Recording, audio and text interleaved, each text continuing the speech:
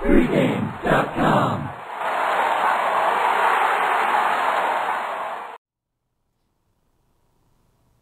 Okay, guys, we're back. It's our Rants of the Week segment. I'm Marco D'Angelo, joined with Stephen Nover.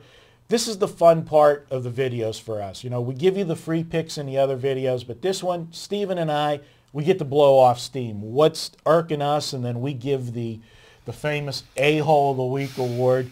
Stephen, who's your nomination? Well, I have a bunch of minor rants this week. Let me get a couple of the non-sports rants in. Why can't I get a good burger in Vegas? You know, why won't they make them medium rare for me the way I like them?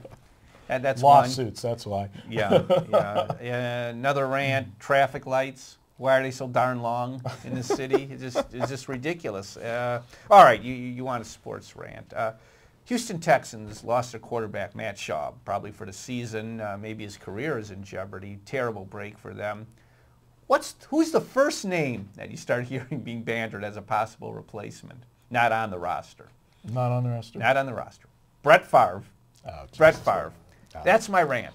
That name should not be said anymore this year. It should only be said if he signs a contract and he's going. Anytime a quarterback goes out, I don't want to hear that name being mentioned.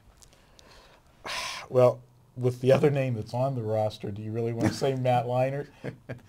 Well, this is Matt Leinart. Your playoff hopes are on Matt. Now, given he's got a different city, he's got, different situation, he's thrown into it. He has a chance to, tell the skeptics to, just give him the old, right there if he can deliver. But yeah, well, he hasn't shown he can deliver in the NFL yet. Didn't work out for him in Arizona. Now he's maybe been humbled. Maybe he's putting more work in. This is his chance. We'll see what he has. Certainly there are worse backups in the NFL than Matt Leinart.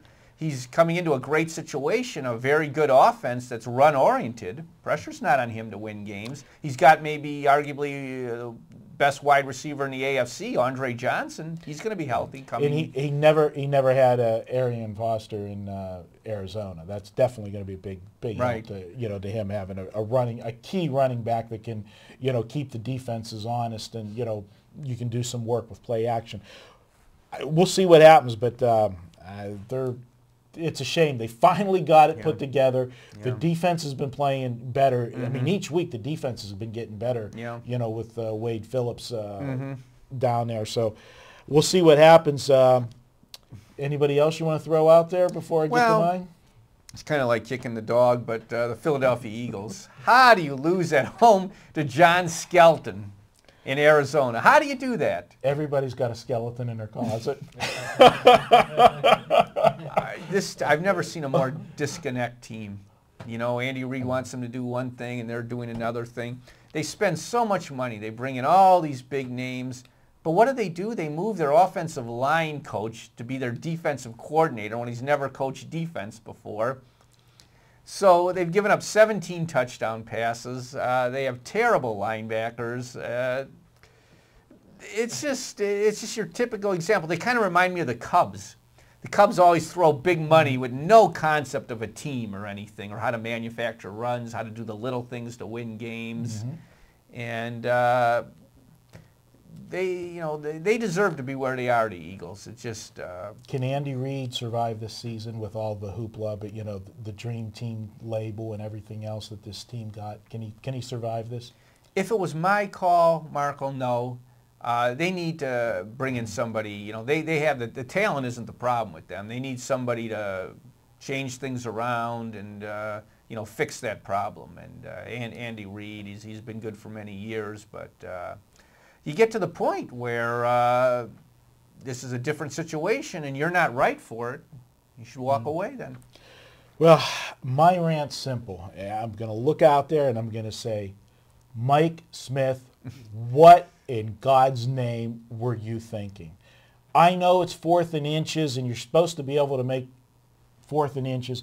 You don't do that in that situation, in that game, with the magnitude. Your season was on the line there against New Orleans. You got the momentum.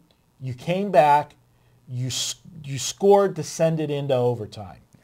Your offense was moving, but you don't put yourself in a situation that you roll the dice, and if you you crap out, the game's over. They're already in field goal range. Your own 29-yard line, 4th and inches, in overtime, well, no. I couldn't believe it. 100% right, Marco. It was terrible on two waves of thinking. You're at your own 29. Now you're into overtime. This is the second possession.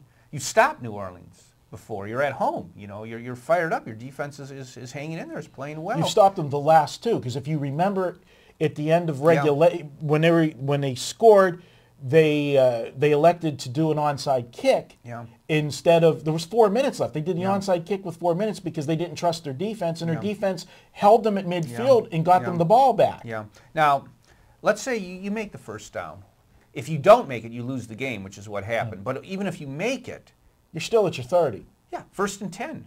Probably from your 30, 31-yard line. You've got to make 4 or 5 more first downs to get in field goal range. You may be stopped on your next drive and, 4th and 7. Then you're punting. And the second bad thing about that is what kind of message, Marco, does that send to your defense? Well, we don't trust you guys. We got to go for this.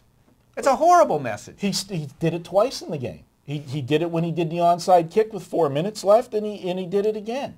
He felt better having the ball in his hands. He didn't want the ball in Drew Brees' hands. Plain and simple. Yeah, I can't justify his decision. I think he got kind of a brain cramp, because wasn't that an instant replay type thing where they're seeing if the guy caught the ball and hung on to it? And I wasn't watching that game live. Yeah, he might have he was all upset because he thought that they should have had the first down, and maybe it was, well, I'll show them, we should have had that first down. They marked the ball wrong. Oh, yeah.